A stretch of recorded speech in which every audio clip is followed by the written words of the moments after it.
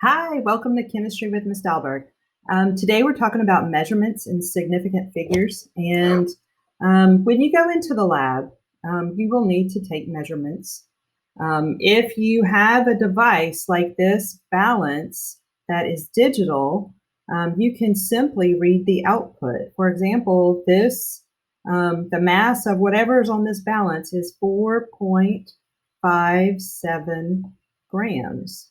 And so someone pressed the tare button and zeroed it out and then put the stuff on that they wanted to get the mass of, and this is the exact mass. Now, this machine is accurate to 2 decimal places, and so all of these numbers are significant. However, some devices like this graduated cylinder, you have to kind of look at that and read between the lines. So if you have water in a graduated cylinder or burette, the water, because of intermolecular forces, will form a meniscus. And so you want to get eye level and read at the bottom of that meniscus. And you are going to read all the numbers that you can and estimate that last digit always. And so this water level is somewhere between 60 and 70 milliliters. And so we need as precise a number as we can get. And so if we count up, these are 6 little hashes up to there. And so that looks like 67. And so maybe it's 67.0 milliliters. And this last digit is estimated.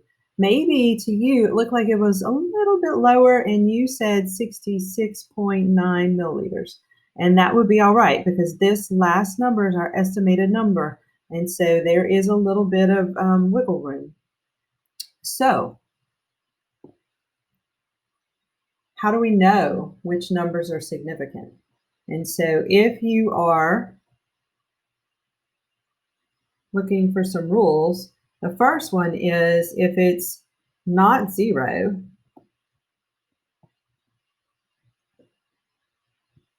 they're significant. And so if you have any number, such as like 248.3, all of those numbers are significant and part of the measurement. Let's say that was grams. So the next few rules have to do with the zeros, since this is the easy one.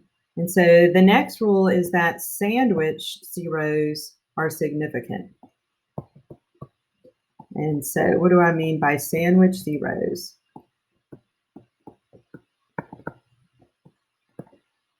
And if we have a number such as 7,006, the 7 is significant because it's not 0. The 6 is significant because it's not 0. And these two zeros, by virtue of being sandwiched in between significant numbers, are also significant. So this number has 4 significant figures.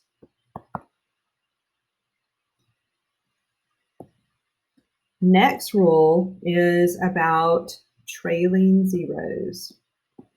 So trailing zeros are zeros that come after the number, and they are significant only in one instance.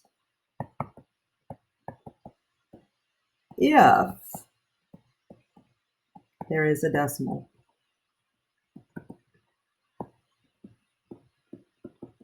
So let's look at a couple of numbers. So if I have the number, I don't know, 204.00, because of this little decimal right here,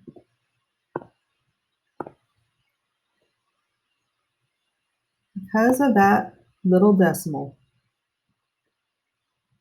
these two were already significant, and this one is a sandwich zero. It's significant. But these two trailing zeros that are after all the numbers, they're significant also. So this number has 5 significant figures.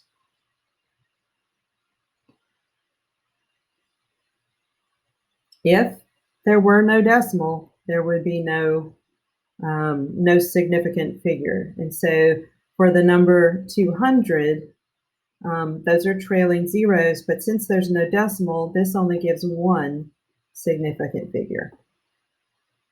And so looking at the next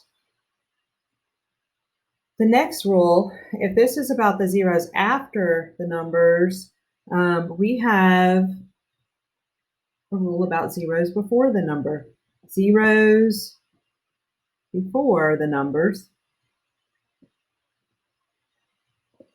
are, we call them leading zeros, are not significant.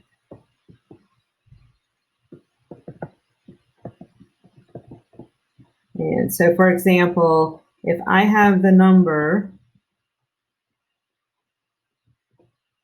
0.00128, the 1 and the 2 and the 8 are significant because they're not zeros. These numbers, even though there's a decimal, they're leading zeros. They're before the number, so they're not significant. They're placeholders. And so this has only 3 significant figures. And so the next rule is for if we have something like something written in scientific notation.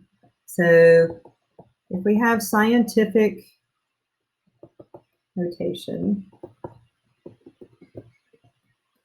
let's see, we have like 2.0 times 10 to the 20th. And so if you're looking at scientific notation and you're working with a number written in that form, we would only look at this part of the number. The times 10 to the whatever, the times 10 to the x, whatever that is, has no effect on significant figures. And so if we look at just this number, we know the 2 is significant, and the 0, it's a trailing 0, and there's a decimal, so it's significant also. So this number has 2 significant figures. That 0 in the 10 doesn't have any effect. The 0 in the 20 has, none of those numbers have any effect. They're essentially placeholders. And so let's talk about performing operations with numbers. So when you're multiplying and dividing with significant figures, your answer has the same number of significant figures as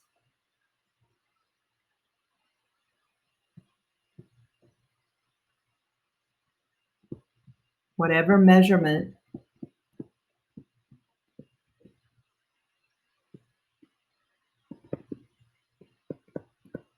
whichever measurement has the least significant figures. And so if you measure, you're trying to find the area of something, and let's say you take a measurement and it's 315 meters, and the other side of that room is, 40 meters. And you multiply those two numbers, and your calculator, when you do that, your calculator tells you that you have 12,600 meters squared.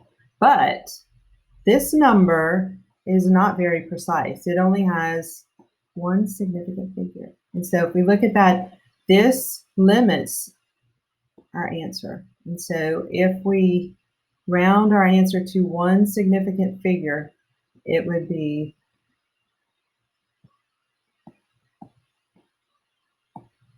10,000 meters squared.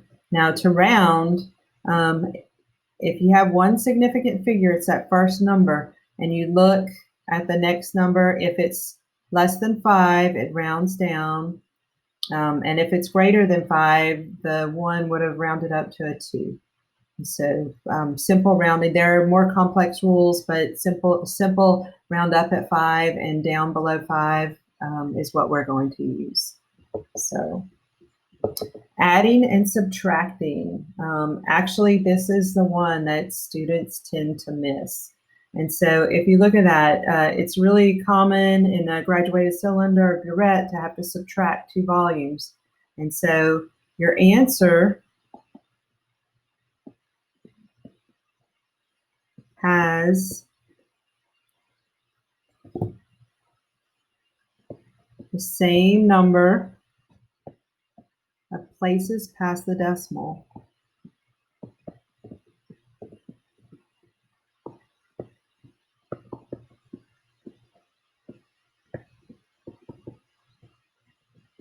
as the measurement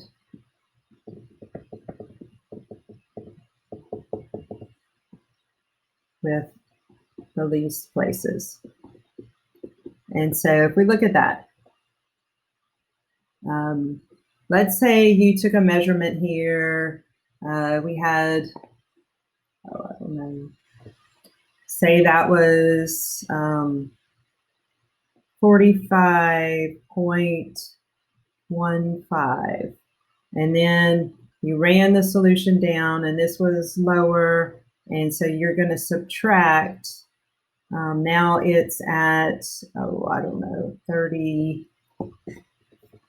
Let's do 38.40. And so if we look at that number, 45.15 minus 38.40, we get 6.75. And if you check your answer, this has 2 numbers past the decimal. This one has 2 numbers. Your answer also must have. The most common wrong answer for this is actually students tend to put 6.750 because this number has 4 significant figures and this number has 4 significant figures, and this is not the answer. That would be the answer if you were multiplying, but we're not. We're subtracting. So our answer only has 3 sig figs, despite the fact that both of our measurements had 4. So. Okay, so let's quick review. How many sig figs are in this number? So if you look at the 9, go ahead and pause this and do this before I answer it. But the 9 and the 4 are significant because they are not 0. We have a trailing 0. What's the rule on trailing zeros? If there's a decimal, it's significant. We also have leading zeros. So leading zeros are never significant. And so we have 3 sig figs for this one. For this one, of course, the non-zero numbers are significant. This 0 is significant because it's sandwiched. And these 2 zeros are trailing zeros, but there are no decimals. So there are only 3 significant figures for that number as well. If we look at this answer,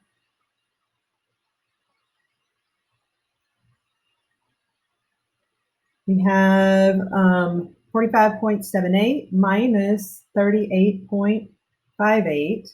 And our calculator, if you put it in your calculator, this is what your calculator will tell you. And that would be wrong.